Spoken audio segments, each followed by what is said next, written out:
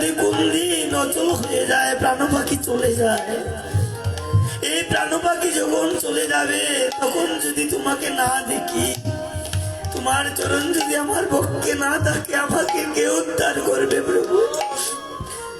এই বাসনা করে ভক্তবৃন্দের সাথে তিনি চলে গিয়েছিলেন নীলাচলে। কিন্তু নীলাচলে গেলেন বটে, সবাই যখন মন্দিরে প্রবেশ করলো, হরিদাস বাইরে বসে বসে খাচ্ছেন। কেন খাচ্ছেন?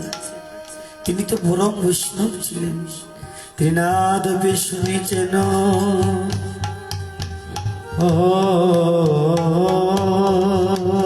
তরুরে গো সহিষ্ণু না, সহিষ্ণু না মালি দেন কীর্তনে আসদা হরি।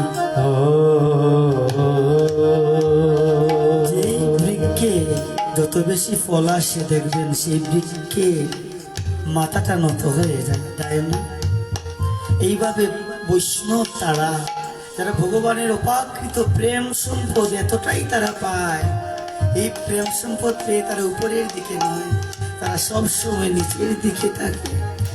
তাই হরিদাস ভক্তগণকে বলছেন, হে ভক্তগণ, আমার মতো অদম যদি ওই নীলাচলের মন্দিরে প্রবেশ করে, তাহলে সেই মন্দিরটা কি হবে?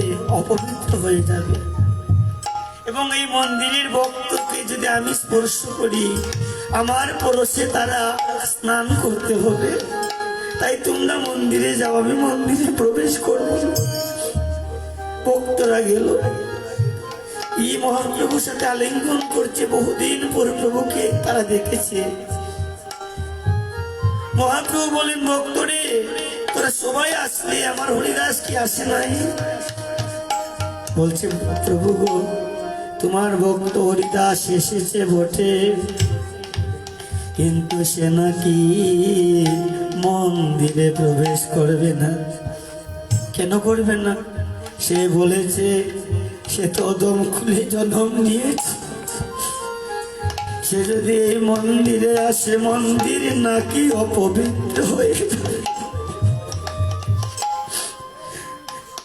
মহাপ্রভু বলছেন, কি বলছো তুমি?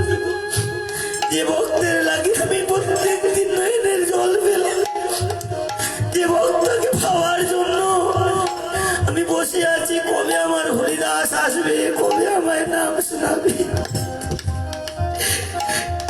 আর সেই ভক্তকে না আজকে মন্দিরে আসবে না।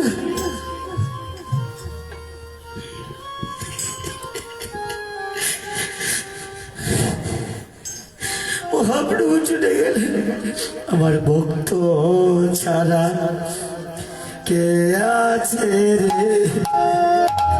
ওই আমার ভক্ত ছাড় করে কে আছে? এ সংসার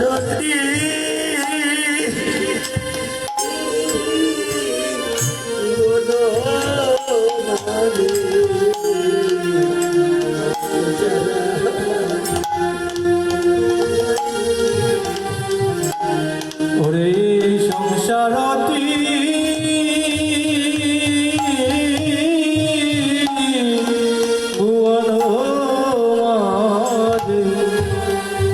তুমি ছাড়া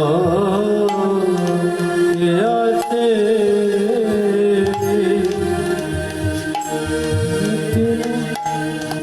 সংসার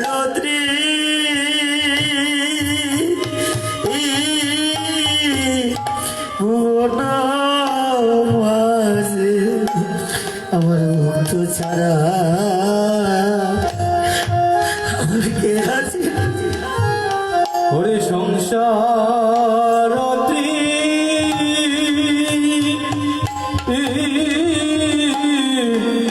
ত্রিভুবন মাঝে ওরে ভক্ত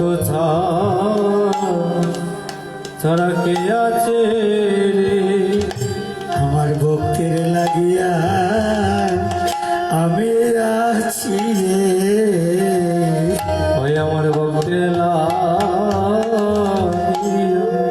আমি আছি। এর গুণ